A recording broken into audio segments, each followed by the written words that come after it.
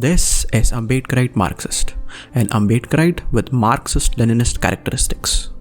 Today we will be talking about the issue of what happened to the Kashmiri Pandits and why it matters. So first, a quick history lesson. Who are the Kashmiri Pandits?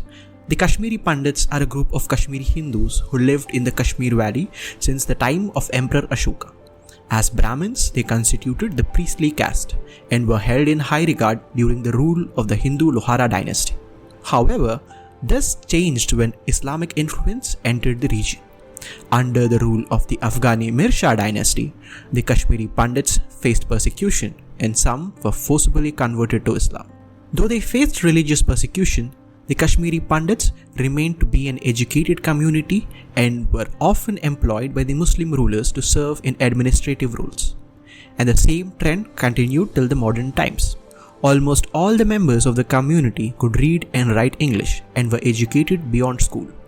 They predominantly were in professions like doctors, lawyers, teachers, engineers, etc. In terms of profession and education, they were significantly better off compared to the average Kashmiri. Now let us look at where the tensions began. Chief Minister Sheikh Abdullah of Kashmir changed the names of 300 villages from their original names to the new Islamic ones. He even referred to the Kashmiri Pandit community as Mukbir, meaning informers to the Indian government, implying that they were traitors. This period is also called the Islamization of the valley post-independence. During the same period, a huge disinformation and indoctrination campaign among the Kashmiri population also took place. It was led by various radical groups such as Jamaat-e-Islami, which was supported by the Pakistan's ISI. During this time, the valley was rife with militancy. Declarations were issued. Newspapers, posters, mosque loudspeakers all issued the same declaration. Convert to Islam, leave Kashmir or get killed. This message was for the Kashmiri Pandit community, a small yet visible minority in the valley. As they were visibly Hindu and were economically and professionally better off than the Kashmiri Muslim majority, they were resented. And this was a kind of jealousy. It had roots both in economic differences as well as religious differences. What happened next was truly gruesome. Anyone who looked Hindu was attacked, their houses burnt, and women humiliated in the worst possible way. What happened after this? During that period, about 1400 Kashmiri Pandits were killed, according to the Panun Kashmir source. However, according to the Indian government, they say only 183 were killed. The numbers provided by the Indian government are largely criticized because they reduced the numbers to not make it a big issue. The number of women violated too was estimated to be even more in the high thousands. Fear-struck and helpless Pandits had no option but to leave their old homes and flee, effectively becoming refugees in their own country.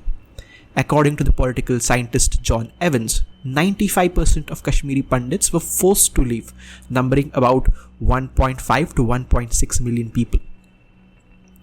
What happened next? After the exodus, the Kashmiri Pandits didn't expect their exile to last beyond a few months. They initially moved to Jammu, where they lived in refugee camps. As the exile lasted longer, the well-connected Pandits were able to find jobs in other parts of India.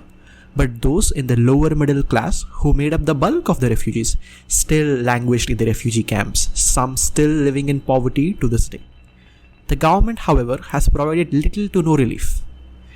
But they have weaponized this issue to appease the Hindu sentiment. Justice for Kashmiri Pandits still remains a dream, and there is no meaningful justice given to them till this day. The current day, we have this new movie come up, the Kashmirfiles. In our opinion, Kashmirfiles is a propaganda film which pushes a narrative backed by the Indian state in a rather unnuanced and one-dimensional way. The way this movie has been used to justify blatantly Islamophobic attitudes is deeply problematic, as nothing justifies hate. We all have seen the videos from the movie theaters where Islamophobic slogans are shouted after the screening of the movie. That we do not support at all. However, it is to note that there is truth and fact behind this propaganda.